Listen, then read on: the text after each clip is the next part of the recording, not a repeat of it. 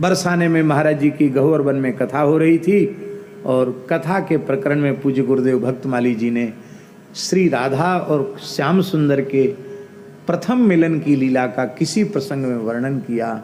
केवल इतना ही कह सके कि आज पहली बार श्री श्याम सुंदर ने रासेश्वरी रसेश्वरी श्री राधा रानी को देखा और राधा रानी ने आज पहली बार अपने प्राण जीवन धन को देखा।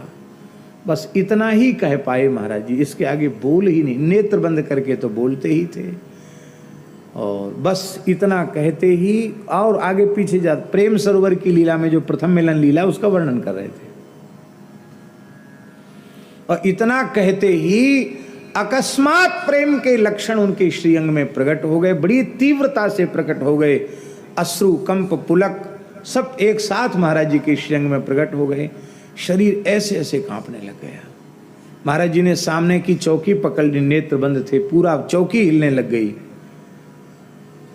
नसें उभर आईं, मुख फूल गया, नासिका फूल गई और उस प्रेम का ऐसा दिव्य प्रभाव हुआ कि वहां बैठे हुए जितने लोग थे सब सजल हो गए, सबके नेत्रों से अश्रु बहने लग गए। उस प्रेम का दिव्य प्रभाव सबके ऊपर छा गया। कथा बंद हो गई। कथा बंद हो गई तो हमने सोचा कि कीर्तन करें तो शायद भाव का थोड़ा समन हो जाए। तो गोविंद जय जय गोपाल जय जय हम कीर्तन कराना चाहते थे, लेकिन वो गला ऐसे रुंध गया कि उससे शब्द ही न निकले। हमको भी पता नहीं क्यों एकदम व्याकुलता एकदम भीतर से हो गई। कीर्तन भी नहीं बन पाया, कर नहीं पाए कीर्तन। कथा अभी कुछ समय तक शेष थी, लेकिन जब हो ही नहीं पाई और महाराज जी आगे एक शब्द बोल नहीं पाए तो फिर थोड़ी देर बाद कीर्तन हुआ, वहीं कथा का विराम हो गया। 2 समय कथा कहते थे महाराज जी। आए महाराज जी और आकर के आसन पर सीधे लेट गए, कुछ आहार नहीं ले, कुछ भी नहीं पाया, लेट गए। किसी ने छेड़ा भी नहीं, महाराज जी लेट गए। शाम को फिर कथा का समय हुआ, महाराज जी ने कथा कही, बढ़िया से कही कथा, कोई बात नहीं। रात्रि को जब महाराज जी लेट गए तो हम धीरे धीरे उनके चरण दबा रहे थे। तो एकांत अवसर देखकर मैंने महाराज जी से पूछा, महाराज जी कोई प्रसंग तो करुणा का ऐसा था नहीं, आपको क्या हो गया था कथा कहते कहते?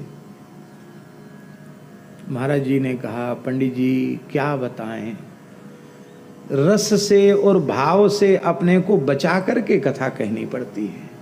क्या कहा? हम लोग रस और भाव आ जाए ऐसा प्रयास करते हैं कथा में। महाराज जी कहते रस से और भाव से अपने आप को बचाकर तब कथा कहनी पड़ती है। उसका स्पर्श होते ही फिर हम बोलने के योग्य नहीं रह जाते हैं।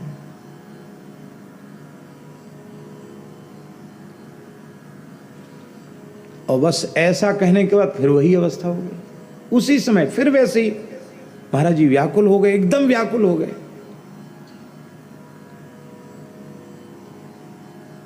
तब हमारी समझ में आया कि कथा तो महाराज जी ने कह दी, लेकिन वही खुमारी अब तक चढ़ी हुई है। तब महापुरुषों ने कहा कि महाराज जी को वह अवस्था हुई नहीं, उन्होंने प्रियालाल जी के प्रथम मिलन की लीला को प्रत्यक्ष देख लिया, उस प्रेम पूर्ण मिलन का साक्षात अनुभव किया। उस अनुभव के बिना ऐसी अवस्था संभव हो नहीं सकती है।